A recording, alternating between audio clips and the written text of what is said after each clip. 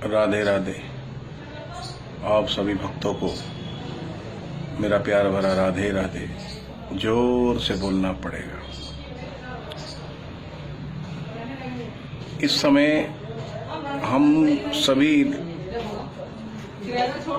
समस्त जगत प्राणी, समस्त पूरा भारतवर्ष और सभी देशवासी, हर आदमी इस समय परेशान है, क्योंकि इस समय हम सब लोग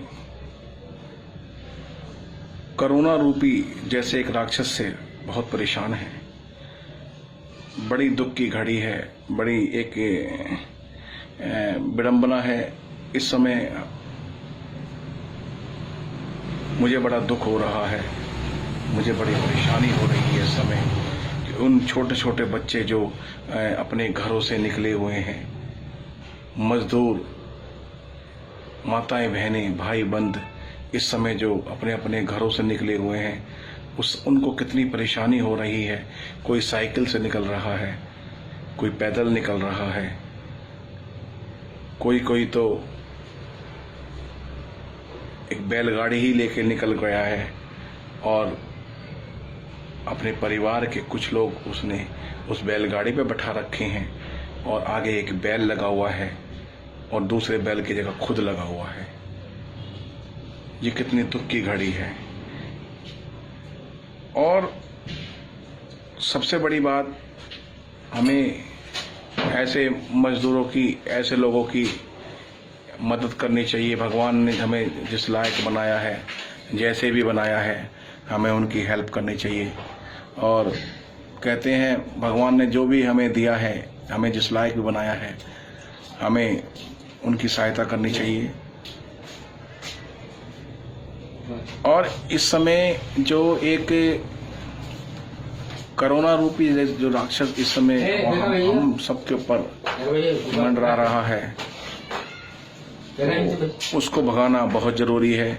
हम सब एकजुट होकर, हम सब एक साथ होकर मिलकर इसका मुकाबला करेंगे और हमें अपने घरों के अंदर रहना है। उनकी तो मजबूरी है, मंजूरी है, क्योंकि उनको खाने को नहीं मिल रहा, रहने को नहीं मिल रहा, क्योंकि मकान मालिक ने भी उनको अपने अपने घरों से निकाल दिया है। अब बेचारे वो कहाँ जाएंगे, कौन उनका रखवाला होगा? भगवान के सिवा तो कोई रखवाला है नहीं। और ऐसा नहीं है भगवान साथ नहीं दे रहा, भगवान साथ दे रहा है उनका। क्यों? तुम 600, 700, 800 किलोमीटर पैदल चल सकते हो? बताओ मेरे को।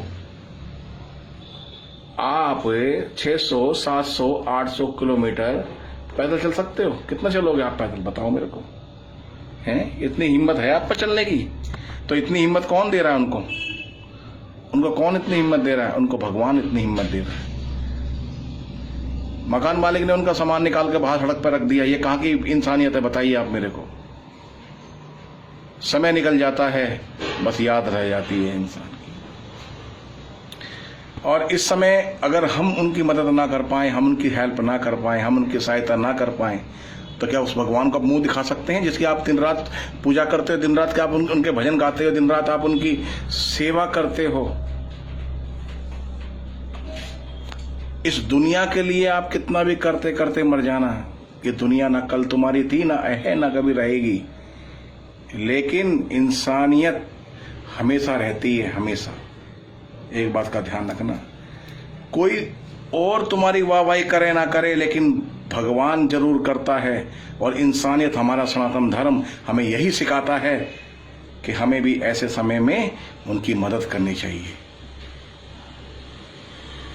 और जाना सबको है, किसी को आज जाना है, किसी को कल जाना है, जाना सबको है। जो इस संसार में आया है वो जाएगा जरूर, लेकिन कुछ तो ऐसे कर्म कर जाओ जो उसको मुंह दिखाने लायक रहें। और तो हम किसी लायक है नहीं है, क्योंकि हम नालायक हैं, क्योंकि अच्छे काम हम करना जानते नहीं हैं। क्यों? क्योंकि कहीं ना कहीं हम में अहम का पर्दा लगा हुआ है। और पर्दा क्या है? पैसा। कि हम लोग पैसे के आगे किसी को कुछ समझते नहीं है, क्योंकि पैसा ही जीवन में सब कुछ है। उन मजदूरों से काम करवा लेते हैं उन मजदूरों से मेहनत करवा लेते हैं और जब पैसे देने का टाइम आता है तो उससे कहते चल बाहर चल, तूने ढंग से काम नहीं करा, तूने मेरा काम और बिगाड़ दिया। ये अच्छी बात है? जिन मजदूरों ने तुम्हें लंबी लंबी गाड़ियां लेके दी, जिन मजदूरों ने तुम्हारे को बड़ी बड़ी फैक्ट्री चलवा के दी, जिन मजदूरों ने पता नहीं क्या क्या ऐश्वर्य तुम्हारे को दिया है, तुम्हें एसी में रखा, तुम्हारे लिए अच्छे अच्छे व्यंजन की व्यवस्था उन लोगों ने क्यों करी? क्यों? अगर वो मेहनत ना करते तुम्हारी फैक्ट्री में, तुम्हारी फैक्ट्री की तरक्की हो पाती? तुम में है वो क्षमता कि एक सीमेंट का कट्टा भी दूसरी गाड़ी में रख सकते हो आप?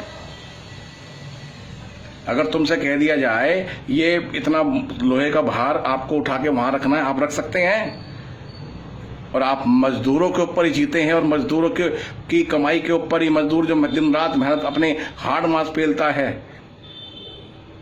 दिन रात जो मेहनत करता है, और जब उसकी मजदूरी देने का टाइम आया, जब उससे विपत्ता आई, तो तुमने मुंह फेर लिया। वाह जी वाह, क्या इंसानियत है तुम्हारी। तुम्हारे चरण कहाँ हैं? छूंगा नहीं, छूता तो मैं राधा रानी के चरण हूं, अपनी सर्वेश्वरी के, अपने सदगुरुदेव के चरण छूता हूं।